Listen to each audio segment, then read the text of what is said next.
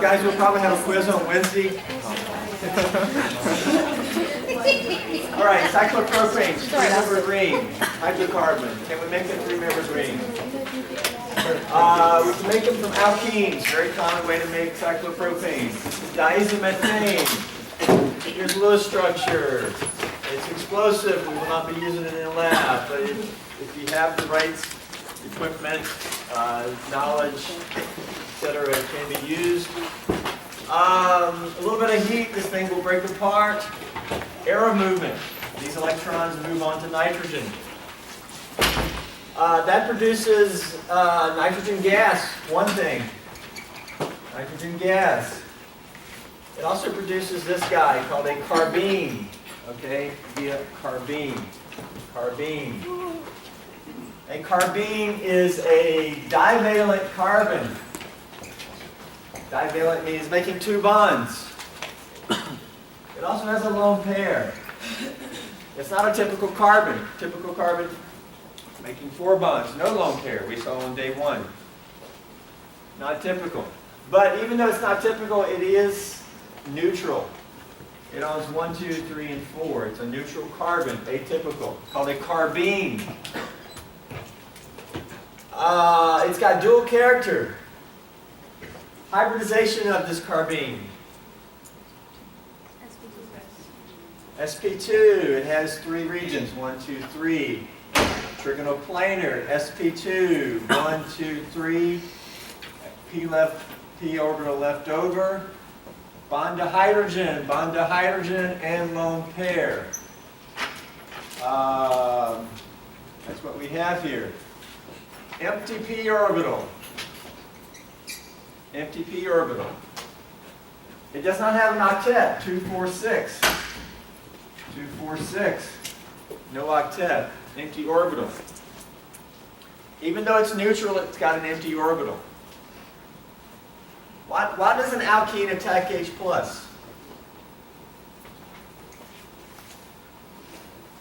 Why does it attack H+? Because it's got that electron density in the double bond. What? The electron density is attracted to the positive. Attracted to the positive. Okay. That's the way we said. Positive. Electrons attack positive. Yes. But more generally, this has an empty orbital. This has an empty 1s orbital. The electrons are filling that empty orbital, if you think it more generally. What if it was not positive, but it still had an empty orbital? Well, the electrons could fill the empty orbital. That's what's going on here. It has an empty orbital, so the electrons from somewhere else are going to want to come in here, even though it's not positive. That's kind of like its positive character. Carbenes are often shown with two charges, although it's net neutral. It acts like it's a carbocation. Things attack it. But it's also got a lone pair, and that's a lot like it being negative.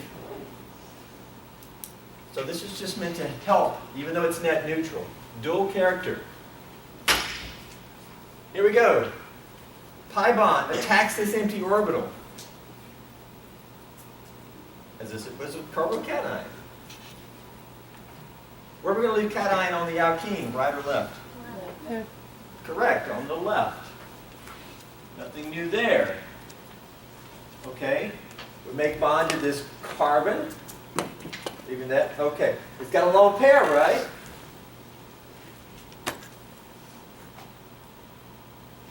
What do you think is going to happen next? Lone pair is going to back bond. Makes sense, right? And if it back bonds, what does that give? Final product. That's it. So, is this actually formed? Or do you think this is going to happen at the same exact time this happens? Not actually formed. Okay? As soon as the pi bond attacks, you're the carbene. You have a lone pair. One fist. Well, that's two. We'll call it two. As soon as I attack you, what are you doing? You attacking me. Boom. And we're done. Three-membered ring. How many intermediates in this reaction? No intermediate. What'd you say, one? Just confused? Okay, Thank you. this is not actually formed. So right there. Uh-huh. Oh, Now, you might say that this is an intermediate. It is, kind of, but it's not an intermediate in the alkene reaction here. We didn't start with this, we had to form this. So we have a mechanism for forming this, and maybe you call this the intermediate, but in the alkene reaction, there is no intermediate. This reacts with the carbene, and you're done. Okay, hopefully you're getting the gist of this NAF thing. Is it consistent with other reactions? If you know the reagent, and most of your reactions is just a new reagent that you have to become familiar with, and then hopefully you see the consistency. Wow, we got a cyclopropane right there. Carbenes, very, very useful here. You don't even have to remove an H or anything. There is 2 H's here, right? There they are. They're still there. Hybridization look right, yeah?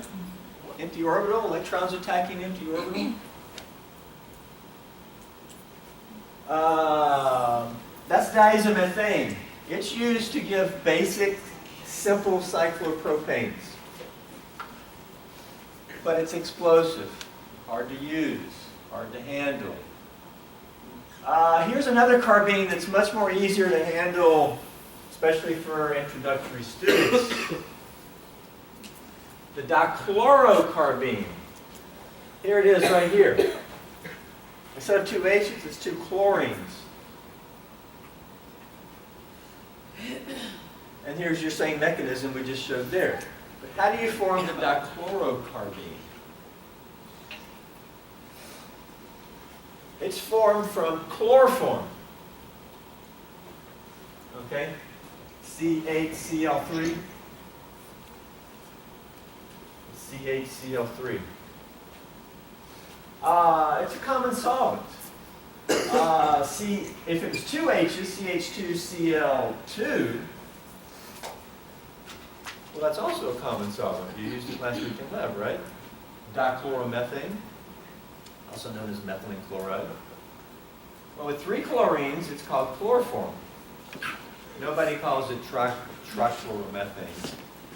Chloroform, it's a common name, but it's also some historical use for medicine and anesthetic. Queen Victoria took chloroform to knock her out, to have childbirth, etc. Back in the 1800s. It's a little bit toxic, carcinogen, etc. Some people don't wake up. So it's not the best. We have better anesthetics these days. Yeah. 2 common solvents. But here it's not, it might serve as a solvent, but here it's also a reactant. The H of chloroform is slightly acidic. A base such as hydroxide can take the H, these electrons move on to the carbon, right? Acid-base chemistry. So where does this lone pair come from? Well, right here. You see your arrow, right? Plus water. Well, this is an anion. Carbon doesn't love being an anion. The chlorine then just leaves. Chlorine's like, hey, I know carbon, you don't like being an anion. So what if let me just take your electron, and I'm going to leave. I'll become Cl minus. That's what this arrow means, right? I'll become Cl minus, and you can become neutral. This is now neutral. So chlorine becomes minus. So this leaving is acidic. This chlorine leaving here is just like above this nitrogen leaving here.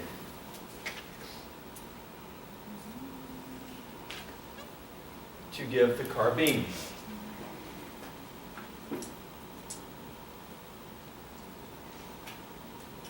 Because here's your carbene, dichlorocarbene. From here, you get the pi bond attacks the empty p orbital, and the lone pair back bonds. Again, I show it stepwise. Some books may show it like this. Does that make sense? This is attacking, but that's also back bonding. I just don't like doing that because you guys tend to get more confused and your arrows tend to be going all over the place. So I don't do it like that. But NAF, back bonding. That's going to give your cyclopropane, but you got 2 chlorines there. And so it's a dichlorocyclopropane. Questions? Okay, so is the H2O and the chlorine, are they like intermediates? The H2O And the chlorine, or no? and the chlorine. Yeah, because like even There's the... no chlorine in this reaction. Mine is after That's chloride. chloride, yeah. Is that an intermediate? Because I know that's, I don't get it. I'm sorry. Is that an intermediate? Why are you focused on intermediates?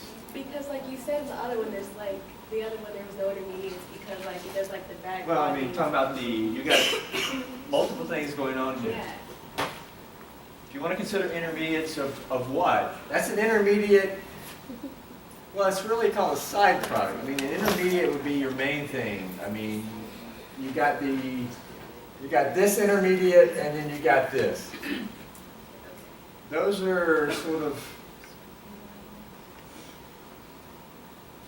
side products. Then you got your alkene reaction. How many intermediates in the alkene reaction?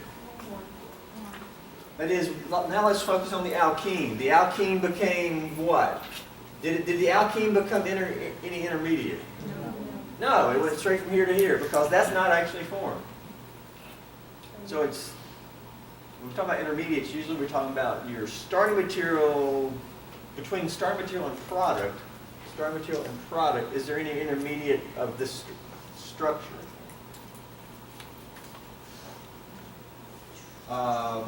Forming your reactive species, there was a mechanism, and there was an intermediate in forming it. This only works with 3 chlorines. And thus, when one leaves, you're still left with 2. Because only with 3 is this acidic enough. Why is that H acidic?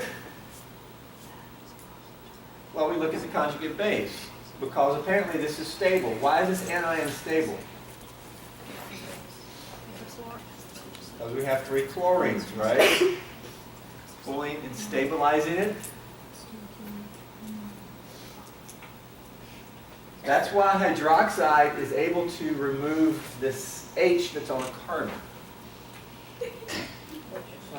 Where usually hydrogens on carbons are not acidic. But the hydrogen of chloroform is fairly acidic. Now it's not called an acid.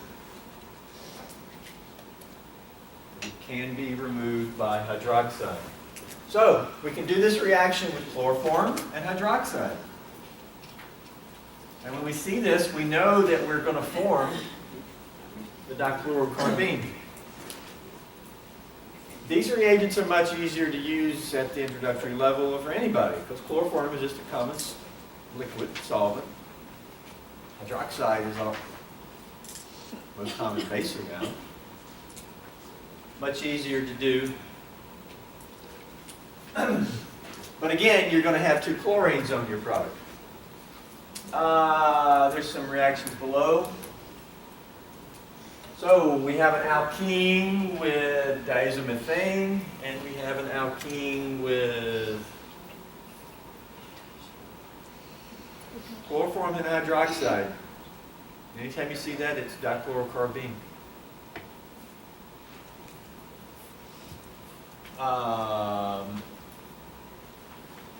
Anybody got an answer to this one at the bottom? Because it's a touch easier, because it's a ring. You don't have free rotation.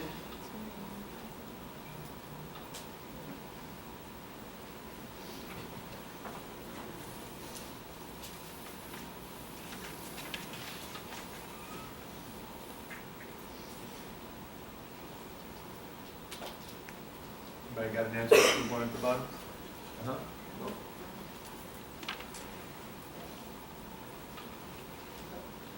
Yeah, I mean, that's the connectivity, but you don't have any Oh, stereo. stereochemistry. Is there any stereochemistry? In terms of what we're doing here, we're making a remembered ring here onto the alkene, two chlorines. Is it gonna be, because don't the chlorines come back?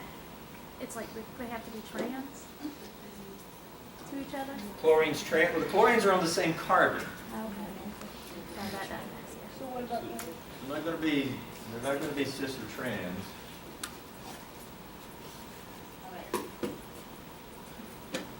All right, please think about it. Please think about it. As we mentioned before, we looked at the ring string of this. There's actually lots of drugs with cyclopropanes.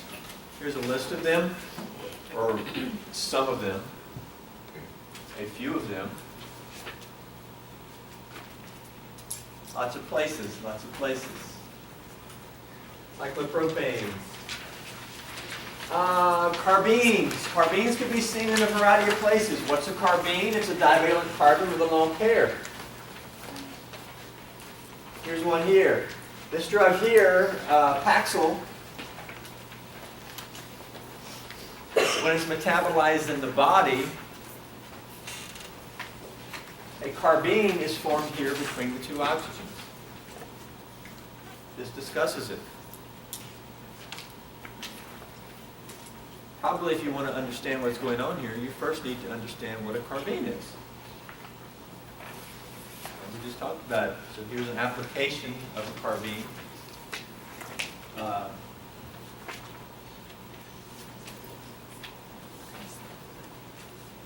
Okay, next on our outline.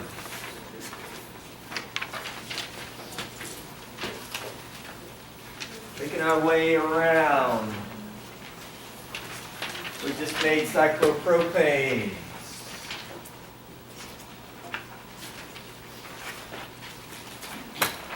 Gem dichloro. What is gem? Gem is short for geminal. What does geminal mean? Yes, twins. Gemini, twins, right? Two chlorines on the same carbon. It's like they're twins. If they were on adjacent carbons, what would you call them? Very good. Vicinal. Right? Remember vicinal? Vicinity, like neighbors. They're in the same vicinity, but that doesn't mean they're in the same place.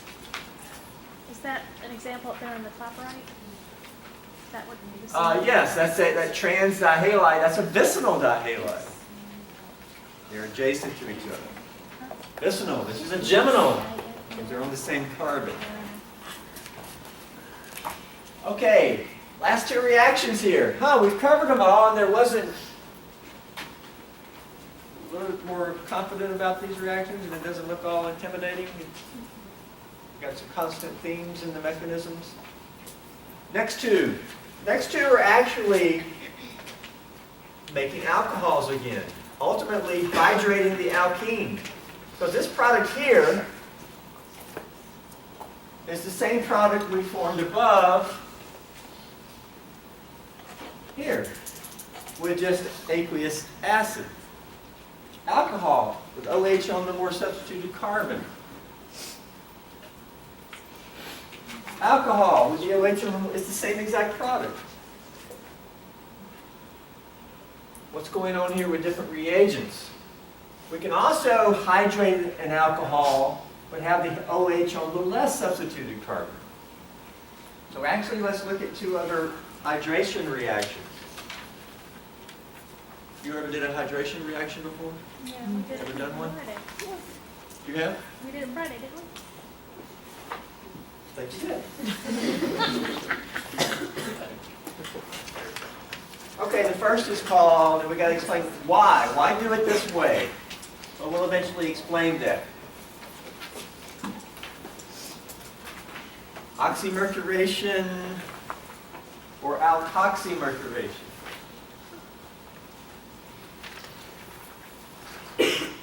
Roman numeral 5.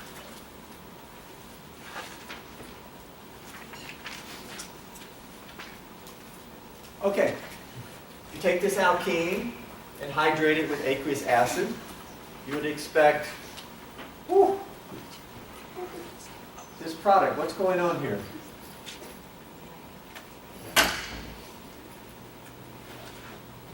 Why? Okay, cation on top or bottom?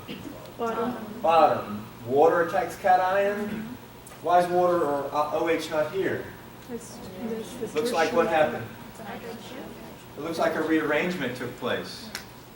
And like we said, anytime you can rearrange to a better cation, that's going to be the favored product. So our standard hydration would give this product by rearrangement. But what if you want the water to add here, or to end up there? This new method will ensure that. This new method, there will be no rearrangements. Of course, we knew that, right, because we're under B. And the B reactions are what? No carbocation. We also said because of that, there will be no rearrangements. Yeah, all the reactions under B, there's no rearrangement.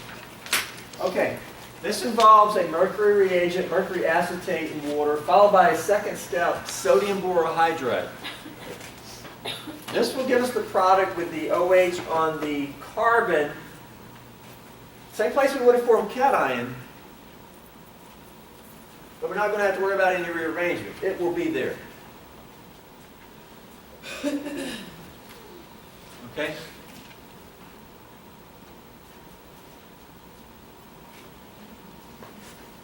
Let's look at the mechanism for this.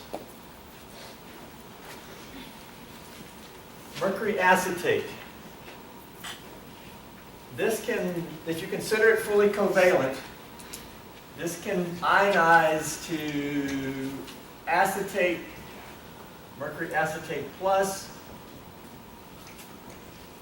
acetate minus.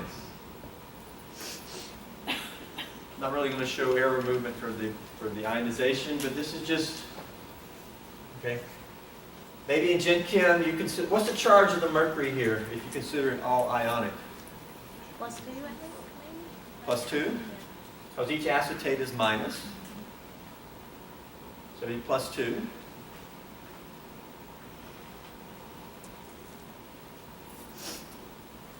What if you get rid of one acetate? Basically, if you got rid of both acetates, it would be +2. If you only get rid of one acetate, it'll be just +1. And with both acetates there, it's just neutral if you consider it more covalent. Here we go. We have mercury acetate. The alkene attacks the mercury ion. Or we're going to leave cation, top or bottom? Bottom. So we pull away and we go attack the mercury. Okay, I could have drawn it over here and I could have just attacked it like that. This is going to give boom, boom, boom, boom. Mercury acetate. Cation here.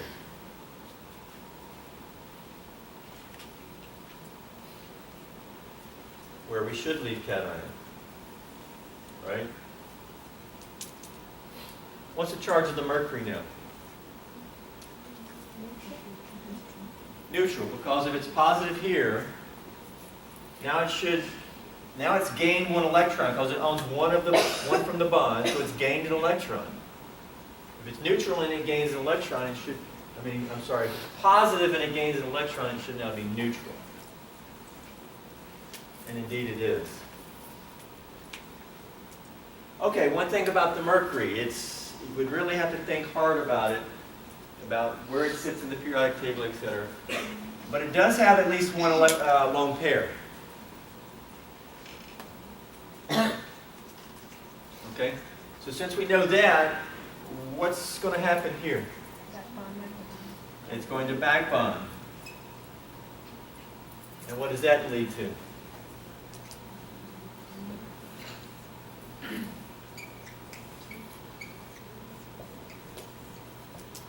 back bonded, and there's an acetate here.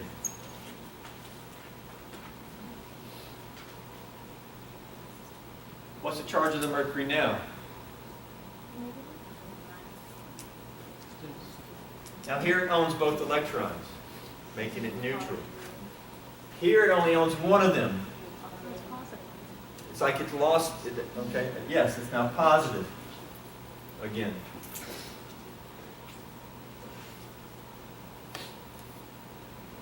This is called a mercuronium ion.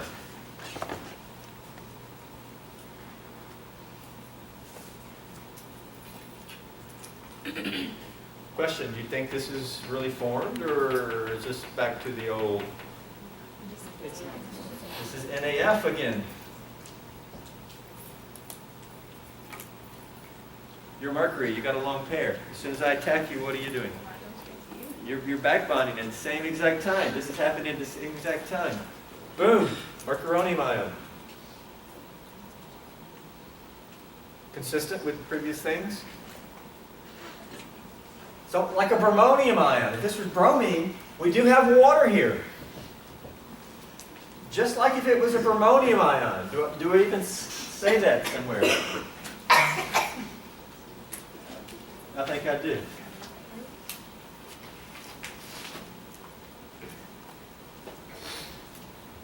Water, we already got it up there. This thing is a little bit strained, 3-membered ring, okay? Water comes in. Where's it going to attack? It actually attacks, it's the same place there was a cation at. That's where it attacks. But it attacks from this here and kicks off the mercury.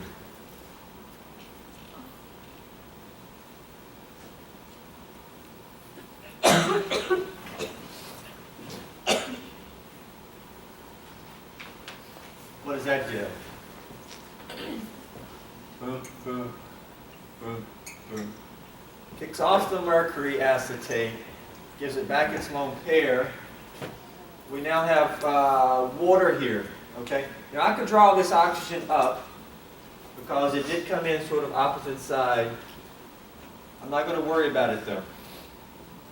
Because if I draw it up, it's going to be ugly bond angle. We'll determine if it's important, but it's here.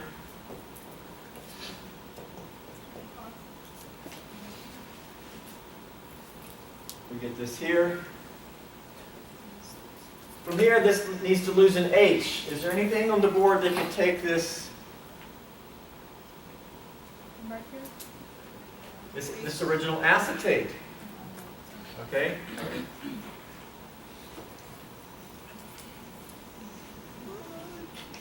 Take the H, these electrons stay behind, and we get what? Boop, boop, boop, boop, boop.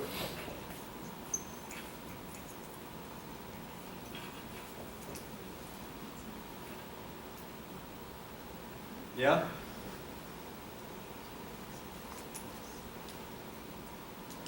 And this is in step 1.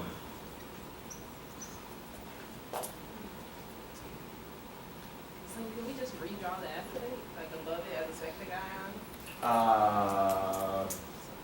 Do what now? We can also show what else was formed. What else was formed here? We formed acetic acid. Is that what you're asking? Yeah, no. I was saying like instead of the long arrow, could we just like redraw it? Like, as Well, hopefully it wasn't that long on your paper. Yeah. But it's the same. You're right. Smart. Yes. So this has 2 intermediates between? You can redraw the acetate over here and make sure. Yeah. Thank you. I Okay. appreciate it. So this Question? has 2 intermediates? So both Number of intermediates in this. Well, that ain't an intermediate because that ain't actually formed. Right.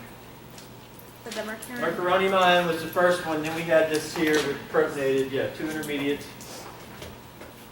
We made acetic acid here in step 1. But what's this mercury? Because there ain't no mercury in this here. What do we need to do to get the final product? We need to get rid of the mercury, yes? Kicks off. By the way, this first step is called, what did we add to the alkene? We added ultimately an oxygen and a mercury. Oxymercuration.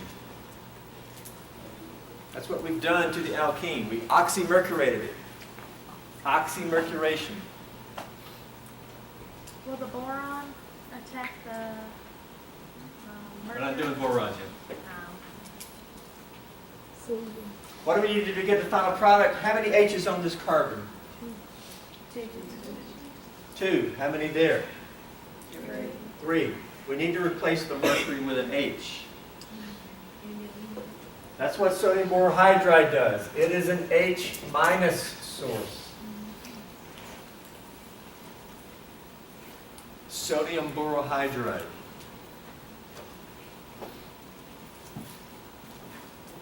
Oh, you're talking about this boron. I thought you were talking about below. H- source.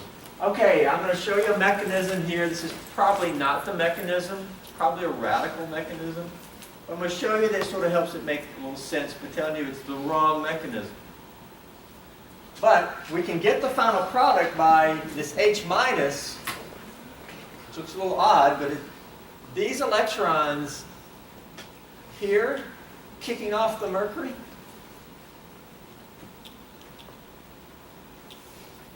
More importantly, what does this arrow movement mean to you? What's now bonded to the carbon? It's H. That'll be the third H. Now it has 3 H's. Okay? So even though I'm telling you that's not the true mechanism, if it was, would that make sense? The arrow movement's more important here. Okay? Plus what? You kick off the mercury, acetate, but what would be on the mercury? Because what does this arrow mean? These electrons are doing what? As a what? Yes, as a lone pair. Now the mercury's neutral here.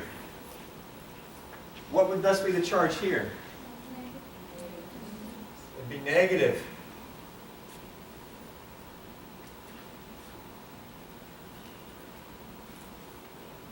Also, because if a neutral species reacts with a negative, you got to create a negative. Neutral, there's your negative. There's your final product. This is a pretty involved way to get, overall, what have we done here? We hydrated the alkene. Because the difference between the formula of the alkene and this is addition of water. But that's an overall assessment of the outcome. It's a hydration reaction. Ultimately, and the OH is on the carbon where you would form cation. No rearrangement.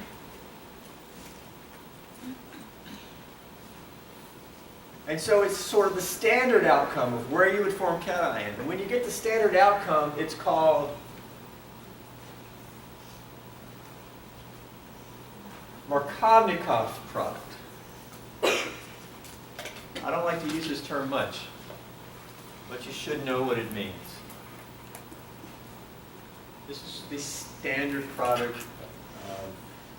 No rearrangement. The nucleophile, which is sort of like water here, ends up where the cation would be, called Markovnikov product. By the way, the fate of this. This will ionize further to give mercury plus acetate. Acetate is minus. So what's the charge of the mercury?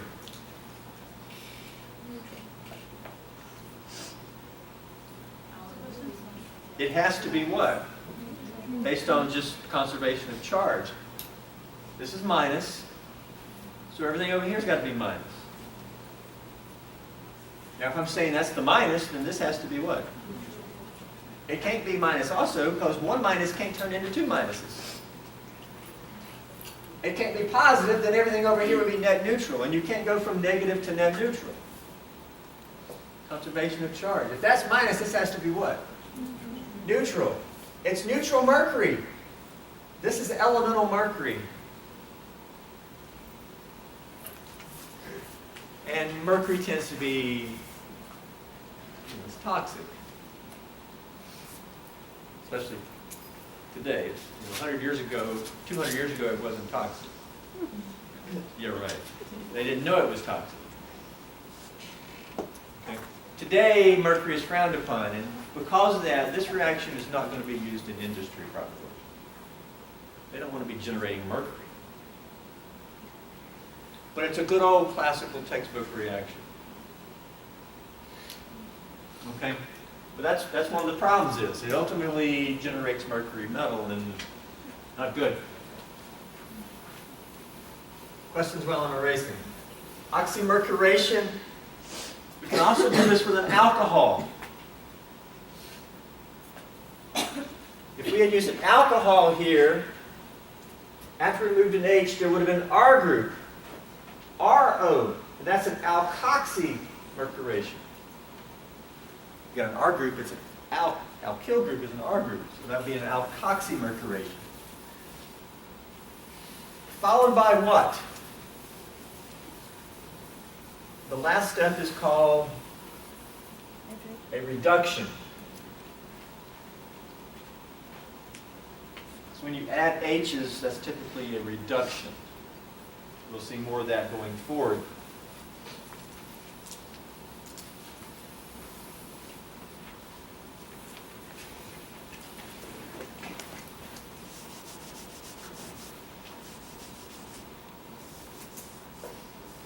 Okay. If we look at the other reaction, our last reaction here,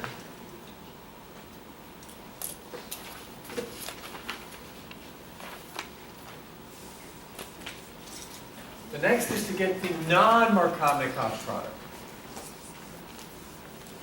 Non-Markovnikov, the nucleophile is going to end up not on the cation carbon that you would envision, but on the other carbon. So, if you go back to just envisioning carbocation is going to be on top or bottom? Top. And if water adds there, that's the basic Markovnikov outcome. But if the OH ends up down here, that's atypical. That's going to be the non-Markovnikov product. And that's what we got here, and that's why it's called the non-Markovnikov. It's all based on where cation would be, that type of thinking. So how do we get this? This involves a boron reagent, followed by, again, a second step.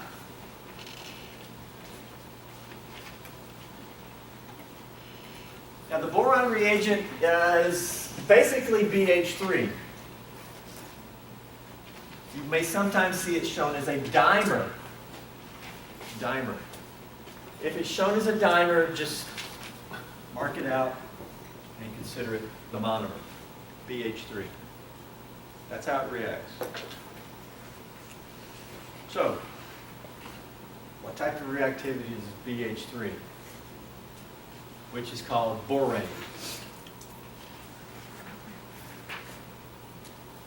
We got a boron with 3 H's. What's the hybridization?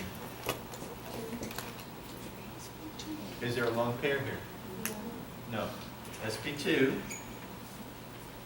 If you graphed it, you'd have bond to H, bond to H, bond to H. What would be in the p orbital?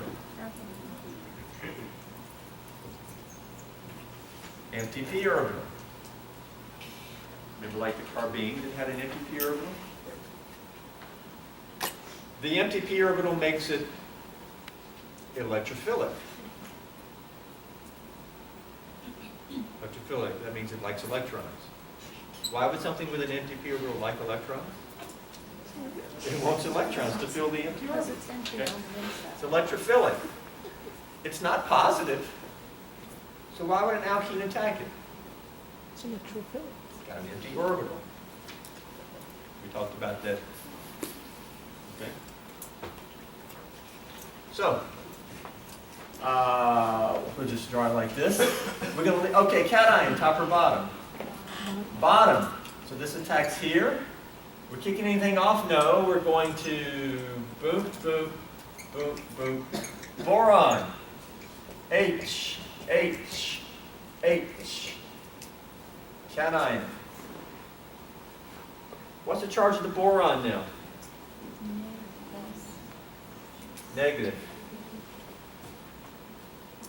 Got to keep up with your charges.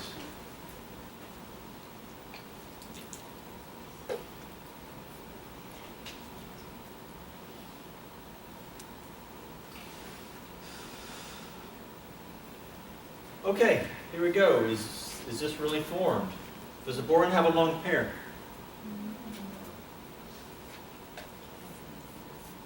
Lone pair? No. So is this really formed? Can anything happen here? No lone pair. Is string. But indeed it's NAF. What happens? It's a hydride shift. The two electrons in the H here break away and move over.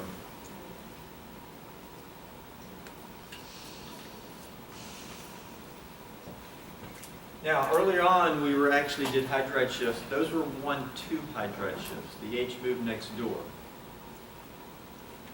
This, the H is on this guy. That's 1, 2, 3. So it's a 1-3 hydride shift. Shifts do that also? Do what? Metal shifts, do they also do that? Like if one here, it doesn't have to be next door also. They can, but I don't think you'll ever see one in this class. Okay. You can also do 1-5, but that's when it's a ring and it's close by. Proximity is important. What does this give?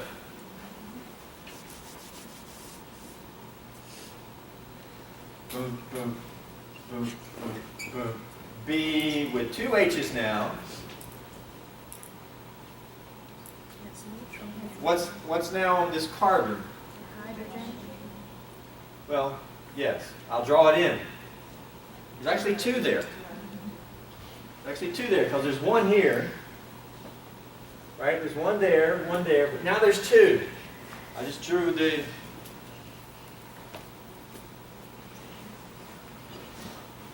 This is N step 1. Not actually formed. This reacts with boron to give that. What have we done to the alkene? We added a hydrogen and a boron across the alkene. Hydroboration. That's what we did to the alkene. We hydroborated it.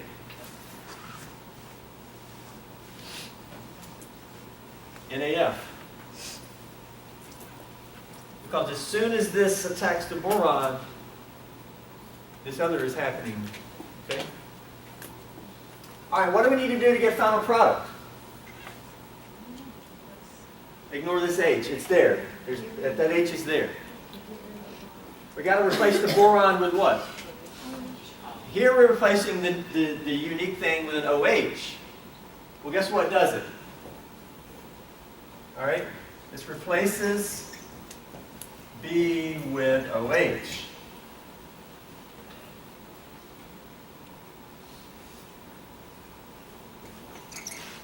Step 2. You want us to write this stuff on step 2 or step 2? No, you don't need that. And I'm going to say this.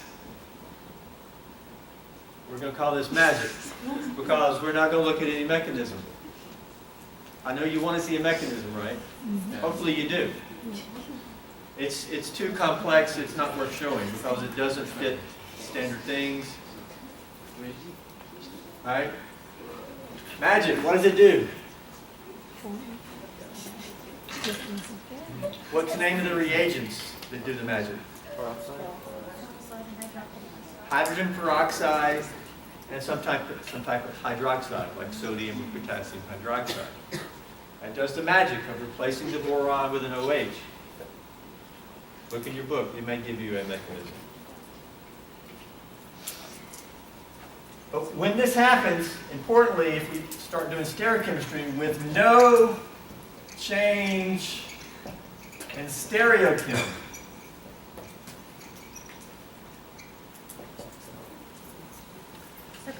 on the test magic? Sure. I'm not going to ask you for that mechanism. Full credit. The answer will not be magic. All right, I'm not showing you a mechanism. All right, this is actually an oxidation. Because typically when you add oxygen, that's an oxidation. We've added oxygen. But also, hydrogen peroxide is an oxidant. So you also know that. So that's why it's called hydroboration oxidation. At the top, I should have written it. Because I already had two words. Slash, what was the second step up top? Reduction. Because we added H's. By the way, sodium borohydride. What's it a source of?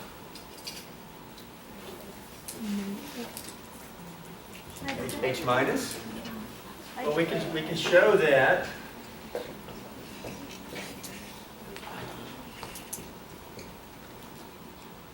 I got some ugly bond angles here, but there we go. Minus sodium.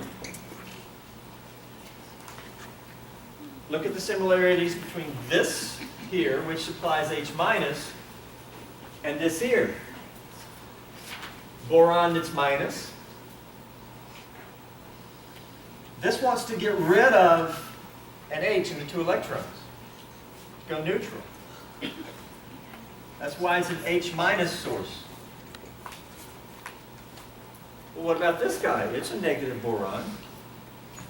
It's also getting rid of the H minus, essentially.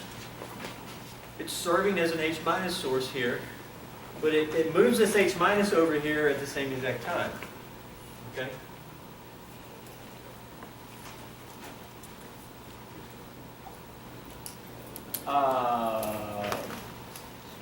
All right, we have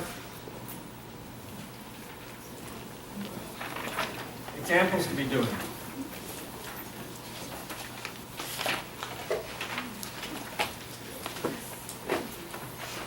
Please try the examples, but also stereochemistry. The first thing you can do is draw your product with no stereochemistry, just the right connectivity. Then assess, do I have any potential for stereochemistry? And then start thinking about, well, what would the outcome be? Please do some of these at the bottoms, okay? We'll go back in the next day or two and start looking at those and see what type of questions you have. Have a good day, guys.